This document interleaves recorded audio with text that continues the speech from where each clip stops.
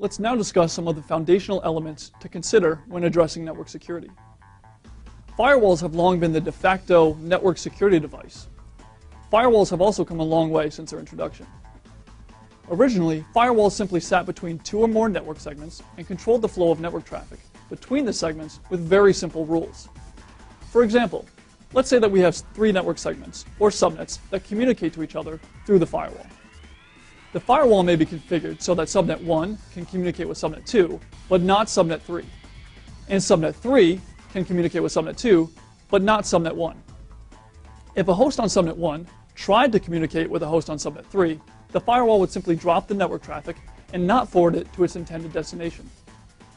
This is an extremely simple example, and many firewalls today analyze and control network traffic between dozens, hundreds, or even thousands of network segments. Firewalls have also evolved and gained some very interesting functionality. For example, firewalls can now actually analyze the data within network packets to determine potentially malicious traffic. If it detects malicious traffic, it may be configured to drop that traffic before it reaches its intended destination. Security of data over public networks, such as the internet, is critical. Many times, when communicating with systems over the internet, network packets may easily travel through over a dozen network devices before reaching the intended system, most of which are controlled by distinct organizations, such as service providers, which you have no control over.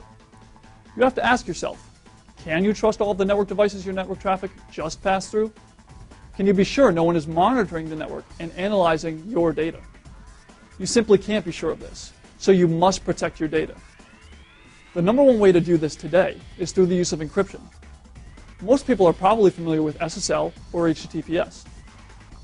When visiting a secure website over the internet, your communication is encrypted so that only the intended system can decipher and read your data.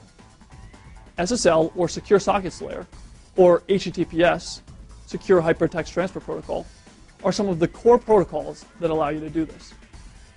We've covered only a few of the foundational elements of network security, such as firewalls and encryption of network traffic. And keep in mind that network security is constantly evolving and critical to the majority of businesses today.